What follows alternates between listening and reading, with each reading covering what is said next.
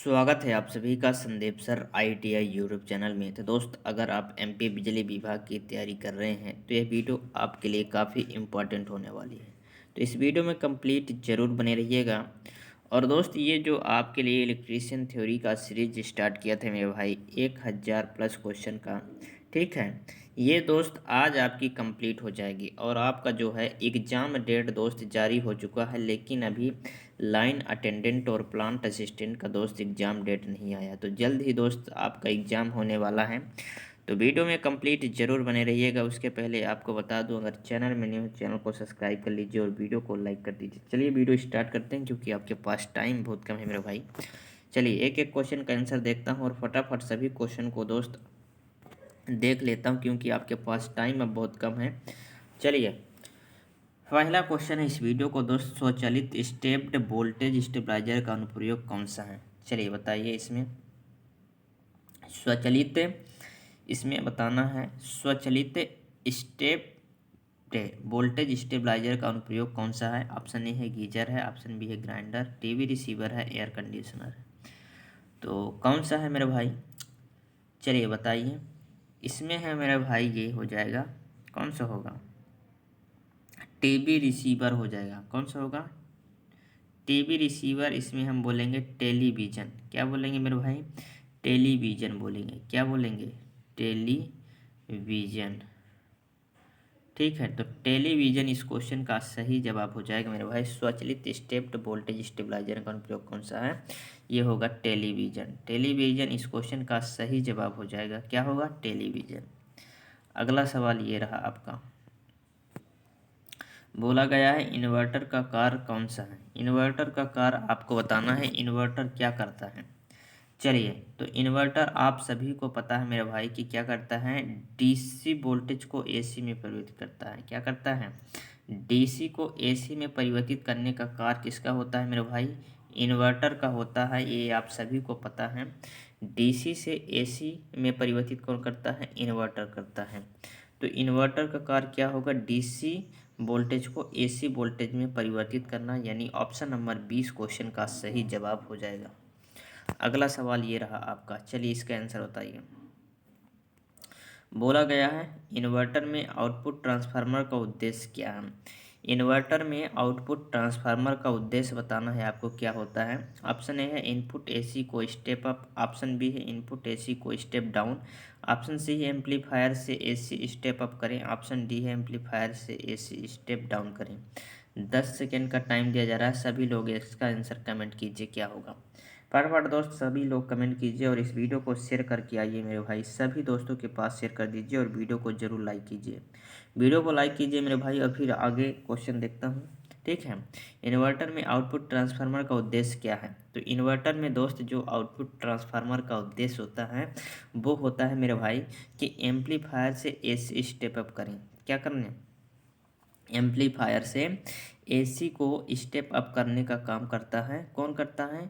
Inverter में output transformer. कौन करता है? आउटपुट ट्रांसफार्मर, यानी ऑप्शन नंबर सी इस क्वेश्चन का सही जवाब हो जाएगा। अगला सवाल ये रहा आपका, और इसका आंसर बताइए। स्वचालित वोल्टेज स्टेबलाइजर में किस प्रकार के आउटपुट ट्रांसफार्मर का उपयोग किया जाता है? स्वचालित वोल्टेज स्टेबलाइजर में किस प्रकार के आउटपुट ट्रांसफार्मर का उपयोग करते हैं? ऑप्शन ए है auto transformer, option B static transformer, option C है रिंग कोर का ट्रांसफार्मर, ऑप्शन डी है फेराइड कोर प्रकार का ट्रांसफार्मर। तो स्वचालित स्टेबलाइजर में किस प्रकार के आउटपुट ट्रांसफार्मर का हम उपयोग करते हैं? हम करते हैं मेरे भाई सीधे सीधे ऑटो ट्रांसफार्मर का। किसका उपयोग करते हैं? ऑटो ट्रांसफार्मर का, यानी ऑप्शन नंबर ए इस क्वेश्चन का सही जवाब हो जाएगा। अगला सवाल ये रहा आपका, इसका आंसर बताइए। फटाफट सभी लोग कमेंट कीजिए। 10 सेकेंड का टाइम दिया जा रहा है। इसके आंसर कमेंट कीजिए। नियत वोल्टेज ट्रांसफार्मर किस सिद्धांत पर काम करता है? नियत वोल्टेज ट्रांसफार्मर दोस्त किस सिद्धांत पर काम करता है? Constant voltage transformer work. ठीक है, तो ऑप्शन ए है स्वप्रेरण सिद्धांत पर, ऑप्शन बी है विभव सिद्धांत पर, ऑप्शन सी है फेरो अनुनादित सिद्धांत पर, ऑप्शन डी है न्यून प्रेरण के सिद्धांत पर। तो नियत वोल्टेज ट्रांसफार्मर किस सिद्धांत पर कार्य करता है? तो नियत वोल्टेज ट्रांसफार्मर मेरे भाई करता है फेरो अनुनादित सिद्धांत पर कार्य करता है। किस सिद्धांत पर कार्य करता है? फेरो अनुनादित सिद्धांत पर यह कार्य करता है, यानी ऑप्शन नंबर सी इस क्वेश्चन का सही जवाब हो जाएगा। अगला सवाल ये रहा आपका और इसका आंसर बताइए। बोला गया है सर्वो वोल्टेज स्टेबलाइजर में किस ट्रांसफार्मर का उपयोग किया जाता है। सर्वो वोल्टेज स्टेबलाइजर में दोस्त हम किस ट्रांसफार्मर का उपयोग करते हैं। ऑप्शन ए है step up transformer, option B step down transformer, option C है toroidal auto transformer, option D है नियत वोल्टेज ट्रांसफार्मर। तो सर्वो वोल्टेज स्टेबलाइजर में किस प्रकार के हम ट्रांसफार्मर का उपयोग करते हैं। हम करते हैं टोरोडियल ऑटो ट्रांसफार्मर का। किसका उपयोग करते हैं, टोरोडियल ऑटो ट्रांसफार्मर का, यानी ऑप्शन नंबर सी इस क्वेश्चन का सही जवाब हो जाएगा। अगला सवाल ये रहा आपका, एसी वोल्टेज स्टेबलाइजर का प्रकार क्या है। ये एसी वोल्टेज स्टेबलाइजर दिया गया है, यहाँ स्विच लगी हुई है, ठीक है। इनपुट वोल्टेज ये है आउटपुट वोल्टेज, यहाँ लगा हुआ है वोल्टमीटर, ठीक है मेरे भाई। तो इसका नाम बताना है, तो चलिए इसका नाम देख लेते हैं क्या होगा इसका नाम। इसका नाम मेरे भाई हो जाएगा, कौन सा होगा, ये है दोस्त मैनुअल स्टेप्ड वोल्टेज स्टेबलाइजर। कैसा है, मैनुअल स्टेप्ड वोल्टेज ब्लाइजर स्टेबलाइजर, यानी ऑप्शन नंबर सी इस क्वेश्चन का सही जवाब होगा। अगला सवाल ये रहा आपका, बोला गया है वोल्टेज स्टेबलाइजर में इलेक्ट्रॉनिक सर्किट में शॉर्ट दोष की जांच करने के लिए किस उपकरण का प्रयोग किया जाता है। तो शॉर्ट सर्किट दोष जांच करने के लिए आप किस उपकरण का प्रयोग करेंगे वोल्टेज स्टेबलाइजर में। ऑप्शन ए है एमीटर का, ऑप्शन बी वोल्ट मीटर का, ऑप्शन सी है ओम मीटर का, ऑप्शन डी है मल्टीमीटर का। तो हम किसका उपयोग करेंगे, मल्टीमीटर का। किसका प्रयोग करेंगे, मल्टीमीटर का, यानी ऑप्शन नंबर डी इस क्वेश्चन का सही जवाब हो जाएगा। चलिए अगला सवाल ये रहा आपका। अगला सवाल ये है आपका, इसका आंसर बताइए। एक साधारण इन्वर्टर में महत्वपूर्ण चरण क्या है। एक साधारण इन्वर्टर में महत्वपूर्ण चरण कौन सा है। तो महत्वपूर्ण चरण है दोलक, एम्पलीफायर और ट्रांसफार्मर उत्पादन चरण। कौन सा है, oscillator, amplifier and transformer output stage, ये हमारा क्या है, महत्वपूर्ण चरण है, यानी ऑप्शन नंबर डी इस क्वेश्चन का सही जवाब हो जाएगा। तो सभी लोग दोस्तों जिस भी क्वेश्चन का आंसर पता हो कमेंट कीजिए, ठीक है, और फटाफट सभी क्वेश्चन का आंसर दोस्त करते हैं, और इस 1000 प्लस जो क्वेश्चन का सीरीज है वो दोस्त कंप्लीट करते हैं। चलिए इसका जो है वर्ग तरंग इन्वर्टर का उपयोग कहाँ किया जाता है। वर्ग तरंग इन्वर्टर का प्रयोग हम कहाँ करते हैं। ऑप्शन ए है कंप्यूटर में, ऑप्शन बी है टीवी रिसीवर में, ऑप्शन सी है डीवीडी प्लेयर में, ऑप्शन डी है सामान्य प्रकाश व्यवस्था में। तो वर्ग तरंग इन्वर्टर का प्रयोग हम कहाँ करते हैं, वर्ग तरंग इन्वर्टर का प्रयोग हम करते हैं मेरे भाई प्रकाश सामान्य प्रकाश व्यवस्था में, यानी जनरल लाइटिंग में हम प्रयोग करते हैं वर्ग तरंग इन्वर्टर का। आपसे अगर पूछा जाए वर्ग तरंग इन्वर्टर का प्रयोग कहाँ करते हैं, तो आपको बताना है सामान्य प्रकाश व्यवस्था, यानी जनरल लाइटिंग में हम वर्ग तरंग इन्वर्टर का प्रयोग करते हैं। ऑप्शन नंबर डी इस क्वेश्चन का सही जवाब होगा। अगला सवाल ये रहा, अगला सवाल ये रहा दोस्त, इसका आंसर बताइए।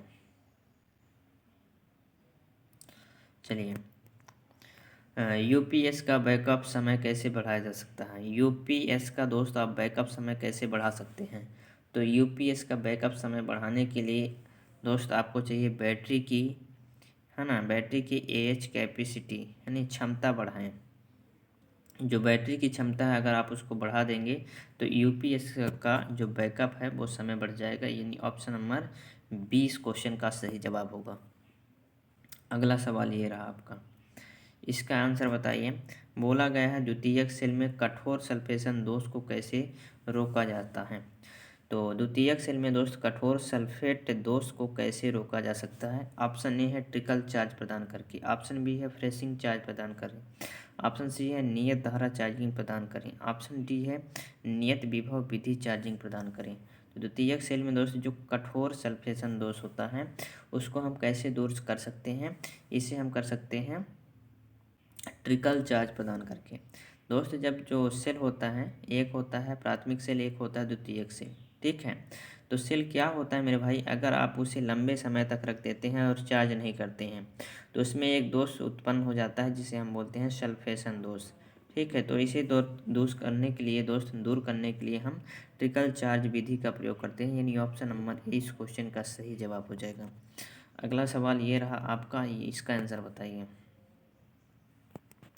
बोला गया है यूपीएस में कौन सा हिस्सा इनपुट वोल्टेज की विफलता के मामले में निरंतर आउटपुट वोल्टेज की आपूर्ति करता है?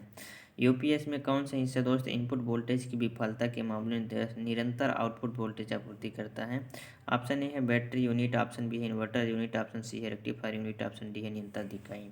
तो कौन सा होगा? तो मेरे भाई इसमें हो जाएगा बैटरी यूनिट। कौन करता है? बैटरी यूनिट, यानी ऑप्शन नंबर ए इस क्वेश्चन का सही जवाब हो जाएगा। ठीक है, अगला सवाल ये रहा आपका, इसका आंसर बताइए मेरे भाई। सेल को लोड करने, है ना, सेल को लोड करने के दौरान क्या प्रभाव पड़ता है? धारा शक्ति गिर जाती है और शून्य हो जाती है। चलिए भाई, ऑप्शन ए है बकलिंग, ऑप्शन बी है ध्रुवीकरण, ऑप्शन सी है स्थानीयक्रिया, ऑप्शन डी अमलगम। तो सेल को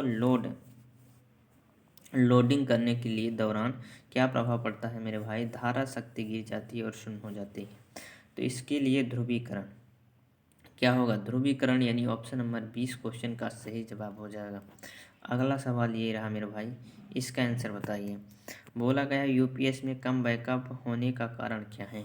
यूपीएस में अगर कम बैकअप हो रहा तो मेरे भाई उसका क्या कारण हो सकता है?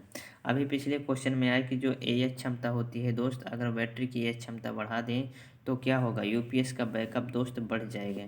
यानी इसमें क्या क्या होगा? बैटरी की एम्पियर घंटा यानी एम्पियर आवर क्षमता पर्याप्त नहीं है। अगर इसमें पर्याप्त एम्पियर क्षमता नहीं है मेरे भाई, एम्पियर घंटा नहीं है, तो क्या होगा? यूपीएस में बैकअप कम हो जाएगा। ठीक है, यानी ऑप्शन नंबर डी इस क्वेश्चन का सही जवाब हो जाएगा।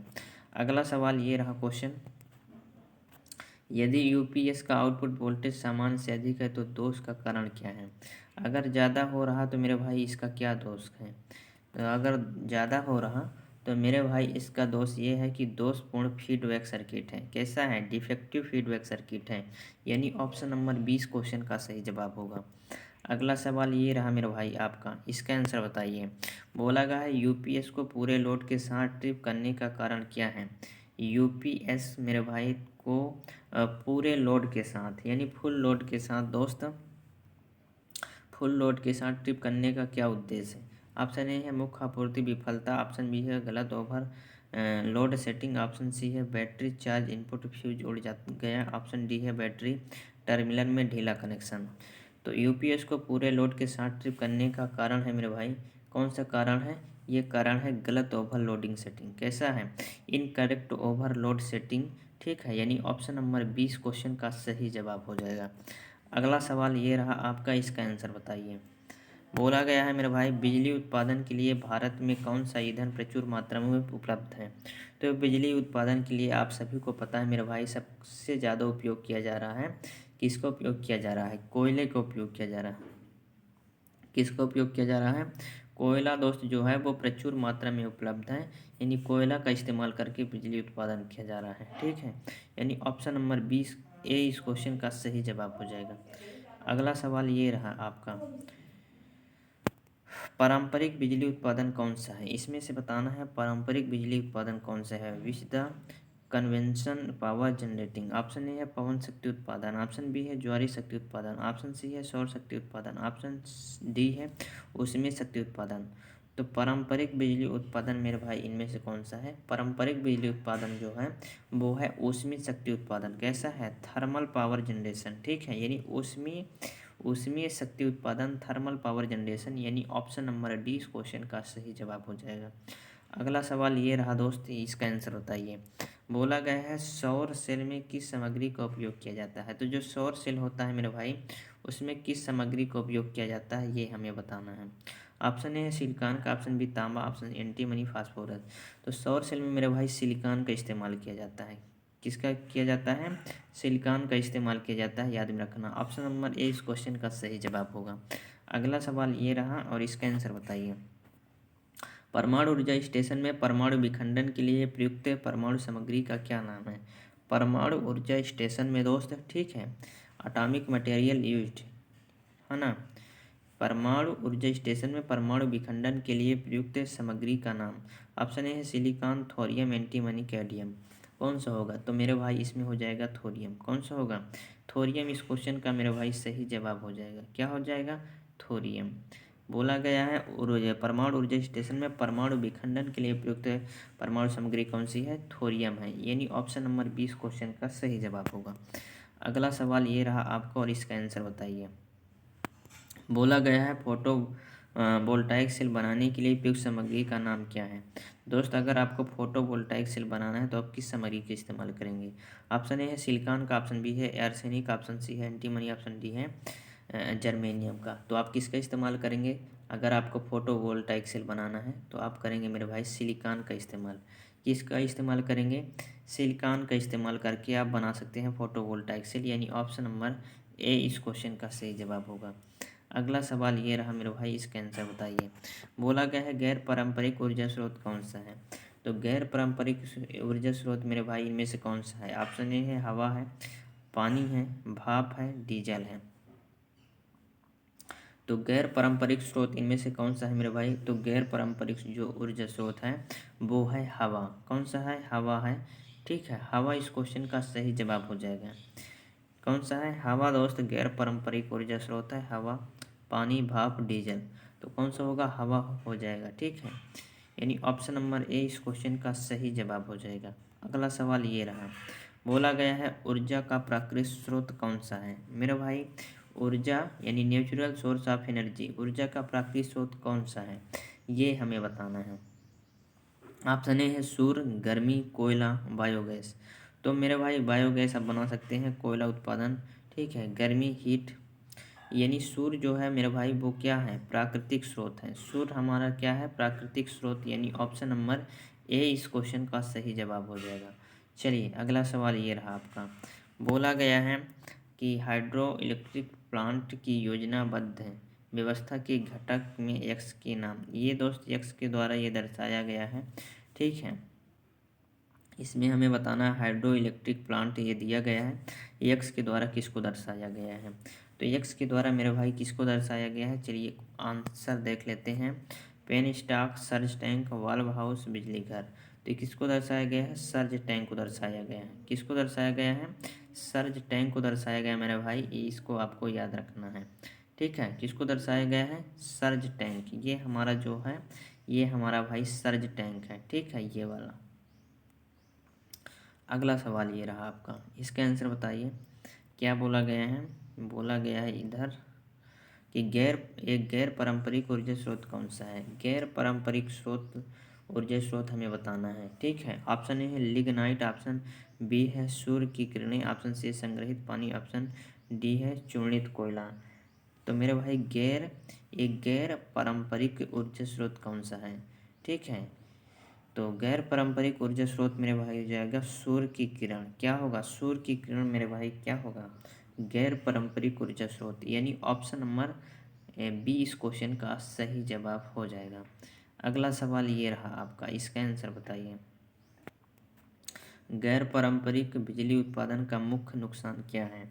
गैर पारंपरिक बिजली उत्पादन का मुख्य नुकसान क्या है मेरे भाई। ऑप्शन ए है कम दक्षता, ऑप्शन बी है अस्थिर उत्पादन, ऑप्शन सी है केवल कम भार धारा का उपयोग कर सकते हैं, ऑप्शन डी है भारी भार संचालित नहीं किया जा सकता।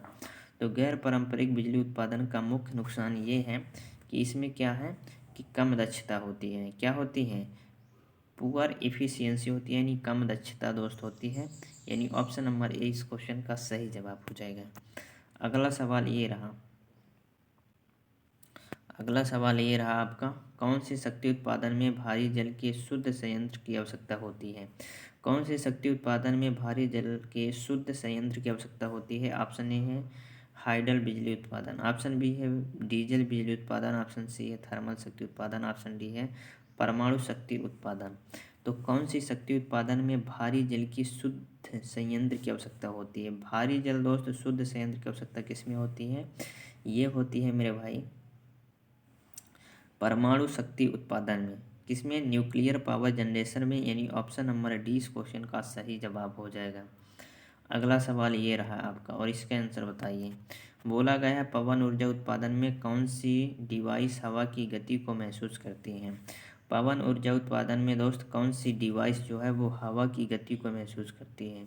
ऑप्शन ए है एक्साइटर यूनिट यानी उत्तेजक इकाई, ऑप्शन बी है टरबाइन कंट्रोलर, ऑप्शन सी है चापर कंट्रोलर, ऑप्शन डी है लाइन नियंत्रक इकाई। तो मेरे भाई पवन ऊर्जा उत्पादक में कौन सा डिवाइस हवा की गति को महसूस करती है। तो ये मेरे भाई हवा की गति को कौन महसूस करेगा? टरबाइन करेगा, यानी टरबाइन कंट्रोलर इस क्वेश्चन का सही जवाब हो जाएगा। ऑप्शन नंबर 20 क्वेश्चन का मेरे भाई सही जवाब हो जाएगा टरबाइन कंट्रोलर। ये रहा आपका अगला सवाल। ऊंचे हेड वाले हाइड्रो इलेक्ट्रिक पावर प्लांट में किस टरबाइन का उपयोग किया जाता है? ऊंचे हेड वाले हाइड्रो इलेक्ट्रिक पावर प्लांट में हम किस टरबाइन का उपयोग करते हैं? ऑप्शन ए है कफलान टरबाइन, ऑप्शन बी है आवेग टरबाइन, ऑप्शन सी है फ्रांसिस टरबाइन, ऑप्शन डी है प्रतिक्रिया टरबाइन। तो हम किसका इस्तेमाल करते हैं मेरे भाई?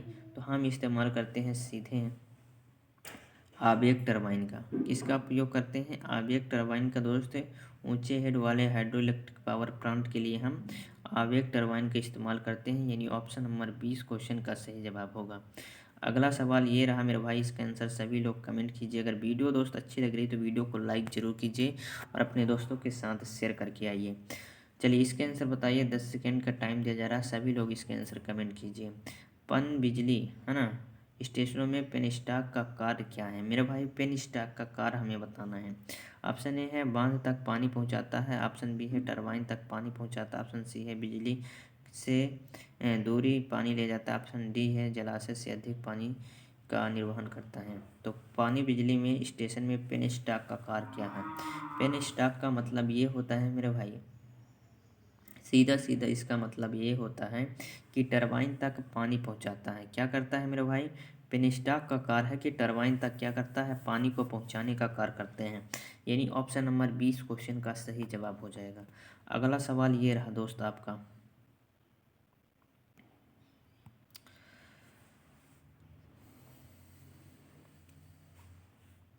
अगला सवाल ये रहा आपका, चलिए इसका आंसर बताइए। बोला गया है कि स्टीम पावर स्टेशन में बॉयलर का उद्देश्य क्या है? स्टीम पावर स्टेशन में दोस्त जो बॉयलर लगा होता है उसका उद्देश्य क्या है? ऑप्शन ए है भाप को अधिक गर्म करता है, ऑप्शन बी है गर्मी पानी और हवा को देता है, ऑप्शन सी है पानी को भाप में प्रयुक्त करता है, ऑप्शन डी है जले हुए ईंधन से गर्मी को मुक्त करता है। तो बॉयलर का अर्थ मेरे भाई ये होता है, इसका बॉयलर का काम क्या होता है? बॉयलर का मेरे भाई स्टीम पावर स्टेशन में बॉयलर का उद्देश्य क्या है? बॉयलर का उद्देश्य यह है कि पानी को भाप में परिवर्तित करता है। मेरे भाई क्या करता है? पानी को मेरे भाई किस में परिवर्तित करता है? भाप में परिवर्तित करता है मेरे भाई। किस में परिवर्तित करता है? भाप में परिवर्तित करता है, यानी बॉयलर का मेरे भाई यही कार्य होता है। क्या होता है? भाप को मेरे भाई पानी में परिवर्तित करता है। आपके एग्जाम की दृष्टि से very very most important question है। चलिए अगला सवाल ये रहा आपका, किस प्रकार का बिजली संयंत्र अधिक कुशल है? मेरे भाई किस प्रकार का बिजली संयंत्र जो है वो अधिक कुशल है? डीजल संयंत्र, भाप शक्ति, पर्ण बिजली और परमाणु शक्ति। तो कौन सा होगा मेरे भाई? ये हो जाएगा हाइड्रो इलेक्ट्रिक, यानी पर्ण बिजली। कौन सा होगा? किस प्रकार की बिजली संयंत्र अधिक कुशल है? ये होगा पर्ण बिजली, यानी hydroelectric. Option number C इस क्वेश्चन का सही जवाब हो जाएगा। अगला सवाल ये रहा, परमाणु रिएक्टर में नियंत्रित क्षण के रूप में किस सामग्री का उपयोग किया जाता है? परमाणु रिएक्टर में नियंत्रण क्षण के रूप में दोस्त हम किस सामग्री का उपयोग करते हैं? ऑप्शन ए है थोरियम का, ऑप्शन बी है ग्रेफाइट, ऑप्शन सी है कैडमियम, ऑप्शन डी है टंगस्टन। तो हम इसमें किसका उपयोग करते हैं परमाणु रिएक्टर में नियंत्रण क्षण के रूप में? तो नियंत्रण क्षण के रूप में हम मेरे भाई प्रयोग करते हैं, किसका प्रयोग करते हैं? कैडमियम का प्रयोग करते हैं। किसका? कैडमियम, यानी ऑप्शन नंबर सी इस क्वेश्चन का सही जवाब हो जाएगा। अगला सवाल ये रहा आपका और इसका आंसर बताइए। बोलिए इसका आंसर क्या होगा? गैर पारंपरिक बिजली उत्पादन कौन सा है? मेरे भाई गैर पारंपरिक बिजली उत्पादन में से आपको बताना है। ऑप्शन ए है डीजल शक्ति उत्पादन, ऑप्शन बी है परमाणु शक्ति उत्पादन, ऑप्शन सी है पवन चक्की बिजली उत्पादन, ऑप्शन डी है जल विद्युत शक्ति उत्पादन। ठीक है, यानी दोस्त गैर पारंपरिक बिजली उत्पादन में से कौन सा है? गैर पारंपरिक बिजली उत्पादन मेरे भाई है पवन चक्की। कौन सा है? पवन चक्की बिजली उत्पादन, यानी ऑप्शन नंबर सी इस क्वेश्चन का सही जवाब हो जाएगा। गैर पारंपरिक बिजली उत्पादन का दोस्त जो इफ़िशियंसी होती है वो कम होती है, ये भी आपको ध्यान रखना है। जो दक्षता होती है मेरे भाई वो क्या होती है? दक्षता कम होती है। क्या होती है? कम होती है। चलिए अगला सवाल, अगला सवाल ये रहा आपका, इसका आंसर बताइए। जैव द्रव्यमान का अवशेष कौन सा है? जैव द्रव्यमान का अवशेष कौन सा है? 10 सेकेंड का टाइम दिया जा रहा है, इसका आंसर कमेंट कीजिए। ऑप्शन ए है घोल स्लेरी, ऑप्शन जैव ईंधन, ऑप्शन सी है खाद, ऑप्शन डी है बायोगैस। तो क्या होगा? तो मेरे भाई जैव द्रव्यमान का अवशेष जो है वो है घोल स्लेरी। कौन सा है? घोल स्लेरी, यानी ऑप्शन नंबर ए इस क्वेश्चन का सही जवाब हो जाएगा। अगला सवाल ये रहा आपका, इसका आंसर बताइए। बायोगैस का मुख्य घटक कौन सा है? ऑप्शन ए है ऑक्सीजन, तो होगा नहीं। Methane, hydrogen, carbon dioxide. Hydrogen नहीं होगा मेरे भाई, ये होगा मीथेन। कौन सा होगा? मीथेन, यानी ऑप्शन नंबर दोस्त कौन सा होगा? ऑप्शन नंबर 20 क्वेश्चन का सही जवाब हो जाएगा। बायोगैस का मुख्य घटक कौन सा है? मीथेन है। चलिए अगला सवाल ये रहा आपका, इसका आंसर बताइए। बोला गया है सौर पैनल में बिजली का उत्पादन कैसे किया जाता है? जो सोलर प्लेट होती है मेरे भाई, ठीक है, उसमें बिजली उत्पादन कैसे किया जाता है? ऑप्शन ए है जब धूप कांच पर टकराती है, ऑप्शन बी जब सूरज की रोशनी निकल प्लेट पर टकराती है, ऑप्शन सी है जब सूरज की रोशनी मैग्नीज पर टकराती है, ऑप्शन सूरज की रोशनी फोटोवोल्टाइक सेल पर टकराती है। तो किस में टकराती है मेरे भाई? जब सूरज की रोशनी मेरे भाई टकराती है सीजे, जबकि सूरज की रोशनी मेरे भाई फोटोवोल्टाइक सेल पर टकराती है। किस में टकराती है? फोटोवोल्टाइक सेल पर टकराती है, ठीक है। हाँ, फोटोवोल्टाइक सेल पर टकराती है मेरे भाई सूरज की रोशनी। ऑप्शन नंबर डी इस क्वेश्चन का सही जवाब हो जाएगा। अगला सवाल ये रहा आपका, इसका आंसर बताइए। बोला गया है कि स्टीम शक्ति संयंत्र में एयर प्री हीटर का कार्य क्या होता है? तो दोस्त एयर प्री जो हीटर लगा होता है उसका कार्य क्या होता है? ऑप्शन ए है आपूर्ति जल को गर्म करता है, ऑप्शन बी है इकोनोमाइजर को गर्म हवा की आपूर्ति करता है, ऑप्शन सी है सुपर हीटर को गर्म हवा आपूर्ति, ऑप्शन डी है फ्लो गैसों से गर्मी निकालता है और आगात वायु को गर्म करता है। तो मेरे भाई इसका कार्य क्या है? तो स्टीम पावर संयंत्र में जो एयर प्री हीटर लगा होता है उसका कार्य है फ्लू गैसों से गर्मी निकलता है। क्या करता है? फ्लू गैसों से दोस्त गर्मी निकालता है और आगत वायु यानी आने वाली वायु को गर्म करता है, ठीक है। यानी ऑप्शन नंबर डी इस क्वेश्चन का सही जवाब हो जाएगा। अगला सवाल ये रहा दोस्त आपका, इसका आंसर बताइए। बोला गया है परमाणु संयंत्र का मुख्य नुकसान क्या है? परमाणु संयंत्र का मेरे भाई नुकसान बताना है। ऑप्शन ए है कचरे का निपटान, ऑप्शन बी है रनिंग खर्च ज़्यादा, ऑप्शन सी है संयंत्र को बड़े स्थान की आवश्यकता होती है, ऑप्शन डी है लोड सेंटर से दूर स्थापित किया गया है।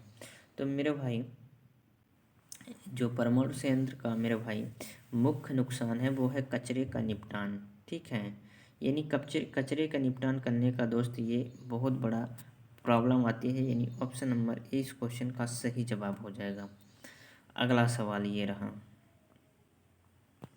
बोला गया है स्टीम पावर प्लांट में इकोनोमाइजर का कार्य क्या है? मेरे भाई स्टीम पावर प्लांट में जो इकोनोमाइजर लगा होता है उसका कार्य क्या होता है? चलिए बताइए इसका कार्य क्या होता है। ऑप्शन ए है पानी को भाप में परिवर्तित करता है, ऑप्शन बी है फ्लू गैसों द्वारा हवा को गर्म करता है, ऑप्शन सी है फ्लू गैसों द्वारा हीट पानी को गर्म करता है, ऑप्शन डी है रासायनिक उपचार द्वारा दिए हुए पानी को शुद्ध करता है। तो मेरे भाई फ्लू जो गैसों द्वारा फीड पानी को क्या करता है? ये गर्म करता है। Heat the feed water by the flue gas, यानी ऑप्शन नंबर सी इस क्वेश्चन का सही जवाब हो जाएगा। इकोनोमाइजर का दोस्त यही कार्य होता है, ठीक है, यानी ऑप्शन नंबर सी। अगला सवाल ये रहा आपका, इसका आंसर बताइए। 10 सेकेंड का टाइम दिया जा रहा है, फटाक से सभी लोग इसका आंसर कमेंट कीजिए। गैर पारंपरिक बिजली उत्पादन का क्या फ़ायदा है? गैर पारंपरिक बिजली उत्पादन का क्या फ़ायदा होता है? ऑप्शन ए है अधिक भरोसेमंद, ऑप्शन बी है अधिक दक्षता, ठीक है, ऑप्शन सी है कम प्रारंभिक लागत, ऑप्शन डी है प्रदूषण घटाना। यानी गैर पारंपरिक बिजली उत्पादन का क्या फ़ायदा है मेरे भाई? तो इससे होता है मेरे भाई कि प्रदूषण घटा सकते हैं, प्रदूषण घटाना, ठीक है। यानी गैर पारंपरिक बिजली उत्पादन से प्रदूषण कम होता है, यानी ऑप्शन नंबर डी इस क्वेश्चन का सही जवाब हो जाएगा। लेकिन मेरे भाई इसमें दक्षता जो होती है वो कम हो जाती है गैर पारंपरिक बिजली उत्पादन में, ठीक है। अगला सवाल ये रहा आपका, अब बोला गया है अधिक battery micro hydel power generation में चार्ज कंट्रोलर का कार्य क्या होता है? चलिए बताना है आपको कि बैटरी आधारित माइक्रो हाइडल पावर जनरेशन में चार्ज कंट्रोलर क्या चार्ज कंट्रोलर का कार्य क्या होता है? ऑप्शन ए है ओवर वोल्टेज को नियंत्रित करता है। ऑप्शन बी है बैटरी से टरबाइन को डिस्कनेक्ट करता है। ऑप्शन सी है बैटरी की ओवर चार्जिंग को रोकता है। ऑप्शन डी है टरबाइन की ओवर स्पीड नियंत्रित करता है। तो मेरे भाई बैटरी आधारित माइक्रो हाइडल पावर जनरेशन में चार्ज कंट्रोलर का कार्य क्या है? तो मेरे भाई चार्ज कंट्रोलर का कार्य है कि बैटरी की ओवर चार्जिंग को रोकता है। क्या करता है? बैटरी की ओवर चार्जिंग को रोकता है। यही दोस्त चार्ज कंट्रोलर का कार्य है। चार्ज कंट्रोलर नाम से दोस्त स्पष्ट है कि बैटरी की ओवर चार्जिंग को क्या करेगा? कंट्रोल करेगा यानी रोकेगा। ऑप्शन नंबर सी इस क्वेश्चन का सही जवाब हो जाएगा। चलिए दोस्त, अगला सवाल ये रहा आपका, इसका आंसर बताइए। ज्वारी शक्ति स्टेशन में बैराज का उद्देश्य क्या है? चलिए, ज्वारी शक्ति स्टेशन में मेरे भाई बैराज का उद्देश्य बताना है क्या होता है। ऑप्शन ए है ज्वारी तरंगों को नियंत्रित करता है। ऑप्शन बी है समुद्र की ओर पानी छोड़ता है। ऑप्शन सी है खाड़ी के प्रवेश द्वार पर पानी को नियंत्रित करें। ऑप्शन डी है स्थित ऊर्जा से गतिक ऊर्जा में परिवर्तित करता है। तो ज्वारी शक्ति स्टेशन में दोस्त बैराज का दोस्त उद्देश्य क्या होता है? इसका उद्देश्य होता है कि खाड़ी के प्रवेश द्वार पर पानी को नियंत्रित करें। क्या होता है? खाड़ी के प्रवेश द्वार पर पानी को नियंत्रित करना, यानी ऑप्शन नंबर सी इस क्वेश्चन का सही जवाब होगा। अगला सवाल ये रहा आपका, स्टीम पावर प्लांट में किस घटक का उपयोग फ्लो गैस से फीड पानी को गर्म करने के लिए किया जाता है? स्टीम पावर प्लांट में किस घटक का उपयोग दोस्त फ्लू गैस से फीड पानी को गर्म करने के लिए किया जाता है? Option boiler, economiser, super heater, air free heater. तो हम किसका उपयोग करते हैं? उनमें घटक का उपयोग फ्लू गैस से फीड पानी को गर्म करने के लिए। फीड पानी को हमें अगर गर्म करना है तो इसके लिए हम प्रयोग करेंगे मेरे भाई, किसका उपयोग करेंगे? हम करेंगे इकोनोमाइजर का उपयोग। किसका? इकोनोमाइजर का उपयोग फीड पानी को गर्म करने के लिए करते हैं, यानी ऑप्शन नंबर 20 क्वेश्चन का सही जवाब। अगला सवाल ये रहा आपका, प्रेशराइज्ड वाटर रिएक्टर PWR का फुल फॉर्म आ जाएगा प्रेशराइज्ड वाटर रिएक्टर का क्या फ़ायदा है? चलिए, इसका बताना है क्या फ़ायदा। ऑप्शन ए है कोई गर्मी हानि नहीं। ऑप्शन बी है उच्च तापीय दक्षता। ऑप्शन सी है इसमें उच्च शक्ति घनत्व। ऑप्शन डी है धातु की सतह का तापमान कम है। तो मेरे भाई PWR का क्या फ़ायदा होता है? तो PWR का मेरे भाई फ़ायदा ये है कि इसमें क्या होता है? इसमें उच्च शक्ति घनत्व है। क्या है? इसमें उच्च शक्ति घनत्व, यानी it has high power density. Option number C इस क्वेश्चन का सही जवाब हो जाएगा। अगला क्वेश्चन ये रहा आपका, इसका आंसर बताइए। बोला गया है किस बिजली उत्पादन संयंत्र के संचालन में अधिक विश्वसनीयता है?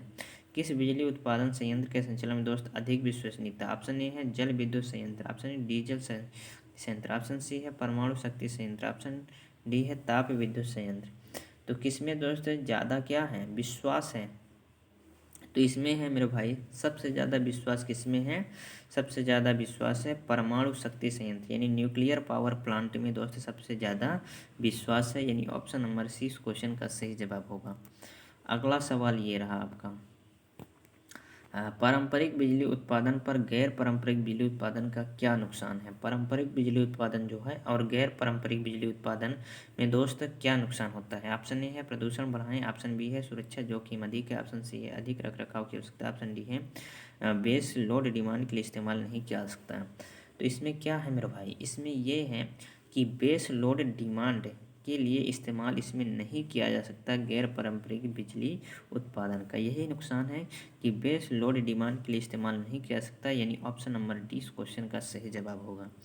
अगला सवाल ये रहा आपका और इसका आंसर बताइए।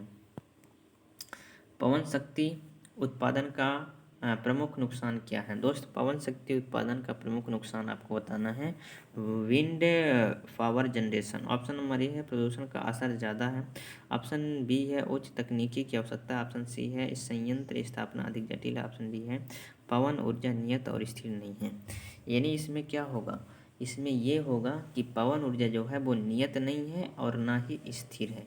ठीक है, स्थिर नहीं, इसलिए दोस्त इसका जो उत्पादन है वो यही नुकसान है कि इसका जो उत्पादन है वो लगातार दोस्त नहीं हो पाता है पवन शक्ति के कारण, यानी ऑप्शन नंबर डी इस क्वेश्चन का सही जवाब हो जाएगा। अगला सवाल ये रहा आपका, बोला गया है ज्वारीय शक्ति उत्पादन में टरबाइन का कार्य क्या है। ज्वारीय शक्ति उत्पादन में मेरे भाई टरबाइन का कार्य बताना है। ऑप्शन ए है बांध के अन्य भागों में पानी का प्रवाह रोकता है। ऑप्शन बी स्थिर ऊर्जा को गतिज ऊर्जा में परिवर्तित करता है। ऑप्शन सी है पानी के बहाव को निम्न से उच्च स्तर पर रखता है। ऑप्शन डी है गतिज ऊर्जा को स्थिर ऊर्जा में परिवर्तित करता है। तो ज्वारीय शक्ति उत्पादन में मेरे भाई ठीक है, ज्वारीय शक्ति उत्पादन में टरबाइन का कार्य क्या होता है। तो ज्वारीय शक्ति उत्पादन मेरे भाई टरबाइन का कार्य होता है कि स्थितिज ऊर्जा को किसमें गतिज ऊर्जा में परिवर्तित करता है। Convert to potential energy into kinetic energy, यानी स्थितिज ऊर्जा को किसमें परिवर्तित करता है, गतिज ऊर्जा में। यानी ऑप्शन नंबर 20 क्वेश्चन का सही जवाब हो जाएगा। ठीक है, तो दोस्त इस वीडियो में यहीं तक रखता हूँ। ठीक है, और जो हमारे 1000+ क्वेश्चन का सीरीज है मेरे भाई, अब दोस्त आपकी कंप्लीट हो जाएगी। एक और वीडियो दोस्त आपकी आएगी, उसमें सारा क्वेश्चन आपका कवर हो जाएगा। ठीक है, तो वीडियो कैसी लगी कमेंट में ज़रूर बताइए। वीडियो अगर अच्छी लगी तो वीडियो को लाइक कीजिए और चैनल को ज़रूर सब्सक्राइब कर लीजिए। चलिए मिलते हैं नेक्स्ट वीडियो में, तब तक के लिए जय हिंद, वंदे मातरम।